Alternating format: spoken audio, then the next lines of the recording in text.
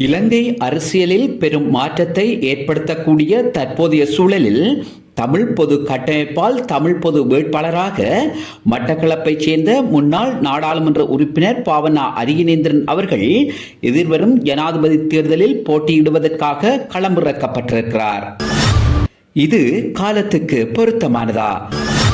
தமிழ் பொது வேட்பாளருக்கான தமிழ் மக்களின் ஆதரவு தளம் எப்படி இருக்கிறது? தமிழ் பொது வேட்பாளர் தொடர்பில் தமிழ் தேசிய கட்சிகளின் நிலைப்பாடு என்ன?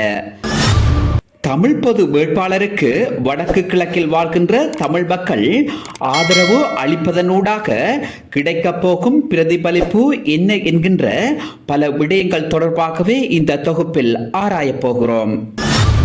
இலங்கையில் முன்னர் நடந்த ஜனாதிபதி தேர்தல்களை விட இம்முறை இடம்பெறவிருக்கின்ற ஜனாதிபதி தேர்தல் வரலாற்று முக்கியத்துவம் வாய்ந்த தேர்தலாக சர்வதேச சமூகத்தால் உற்று நோக்கப்படுகிறது. இலங்கையின் ஆட்சி அதிகாரத்தை தீர்மானிக்கின்ற மாபெரும் சக்தியாக சிறுபான்மையின மக்களின் வாக்குகள் ஆதிக்கம் செலுத்தப் போகிறது என்பதில் சந்தேகம் கிடையாது. ஆனால் சிங்கள மக்களின் வாக்குகள் நாலாபுறமும் உடைய போகிறது. இதே நிலையில்தான் சிங்கள மக்களிடத்தில் இனவாதத்தை தூண்டும் வகையிலான தேர்தல் பிரச்சார நடவடிக்கைகள் மிக தீவிரமாக முன்னெடுக்கப்பட்டு வருவது யாவரும் அறிந்ததே. இப்போது ஈழத்தமிழர்கள் சிந்தித்து செயலாற்ற வேண்டிய முக்கியமான காலகட்டத்திற்குள் வந்திருக்கிறார்கள். அவர்கள் வரலாற்றை மாற்றப் போகிறார்களா அல்லது வரலாறு மாறப்போகின்றதா என்பதை அவர்கள் அளிக்கும் வாக்குகள்தான் தீர்மானிக்கப் போகிறது. இம்முறை இடம்பெறும் ஜனாதிபதி தேர்தலில் தமிழ் மக்கள் தமது ஒட்டுமொத்த பலத்தை சர்வதேச சமூகத்துக்கு காட்ட வேண்டியது அந்த இனத்தின் வரலாற்று கடமை என்பதில் எள்ளளவும் சந்தேகம் கிடையாது. 98% வடக்கு கிழக்கைச் சேர்ந்த தமிழர்கள் தமிழ் தேசியத்தின் பால் பயணிப்பதற்கும் தமிழ் தேசிய கட்சிகள் எடுக்கின்ற முடிவுகளுக்கு ஆதரவு அளிக்கவும் எந்நேரத்திலும் தயாராகவே உள்ளனர். இங்கு எழுகின்ற கேள்வி என்னவெனில், தமிழ் தேசிய கட்சிகளிடத்தில் ஒற்றுமை இல்லை. காரணம், அந்த தேசிய கட்சிகளை வழிநடத்துவதற்கு அல்லது அவர்களை ஒற்றுமைப்படுத்தி ஒரு குடையின் கீழ் கொண்டு வருவதற்கு சரியான தலைமைத்துவம் இல்லாததான் தமிழினத்திற்கான சாபக்கேடாகும்.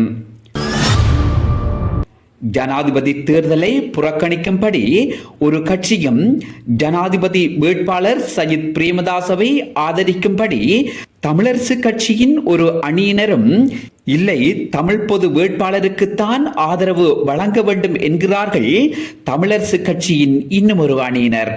இல்லை, தமிழ் பொது வேட்பாளருக்கு மட்டும்தான் எமது ஆதரவு என்கிறார்கள் ஜனநாயக தமிழ் தேசிய கூட்டணி உள்ளடங்கலான கட்சிகள். இப்போது தமிழ் மக்கள் யாருக்கு வாக்களிப்பது என்கின்ற திரிசங்கட நிலைக்கு உள்ளாக்கப்பட்டிருக்கிறார்கள்.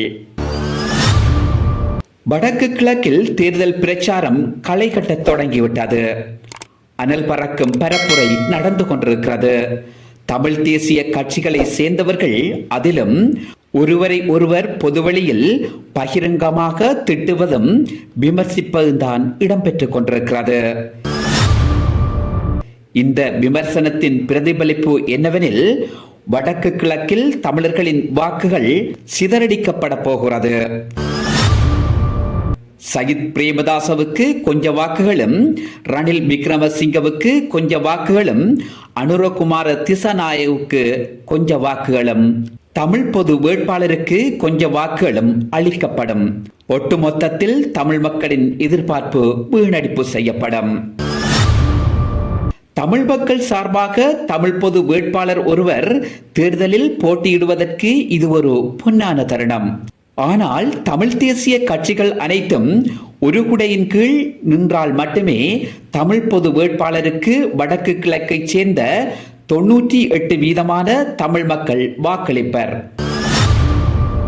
அதன் மூலம் தமிழ் மக்கள் அனைவரும் ஒன்றுபட்டு நிற்கிறார்கள், தமக்கான அரசியல் அபிலாசைகளை கோரி நிற்கிறார்கள் என்பதனை சர்வதேச சமூகத்துக்கு வெளிப்படுத்த முடியுமே தவிர ஒவ்வொரு கட்சியும் வெவ்வேறு பாதையினூடாக செல்வதன் மூலம் தமிழ் பொது வேட்பாளர் என்பவருக்கு அளிக்கப்படும் வாக்குகள் அரிதானதாகவே இருக்கப் போகிறது. இறுதியில் அவர் படுதோல்வியை சந்திப்பார். அதன் மூலம் தமிழினத்திற்கு அரசியல் உரிமை அல்லது வடக்கு கிழக்கில் வாழும் தமிழ் மக்கள் இணைந்து வாழ்வதற்கு விருப்பமில்லை என்பதை சர்வதேச சமூகத்துக்கும் இலங்கை அரசுக்கும் அவர்களே கூறுவதாக அமைத்துவிடும். இதே நேரம் தமிழ் மக்களின் வாக்குகளின்றி ஆட்சிவிடமேறும் ஜனாதிபதியிடம் தமிழ் மக்களோ அவர்கள் சார்ந்த அரசியல் தலைவர்களோ அபிவிருத்தி பற்றியோ அரசியல் தீர்வு பற்றியோ பேசி பலனில்லை. தமிழர்களின் வாக்கு சிதறடிப்பு என்பது சிங்கள இனவாதிகளுக்கு மிக பெரும் உற்சாகத்தை கொடுக்கும் என்பதில் எவ்வித சந்தேகமும் கிடையாது.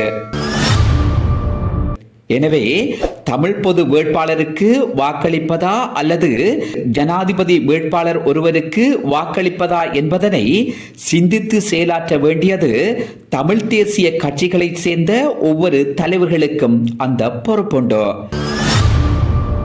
இறுதியில் ஏற்படும் விபரீதங்களுக்கு அந்த தேசிய கட்சிகளின் தலைவர்களே பதில் கூற வேண்டிய சூழல் ஏற்படும்.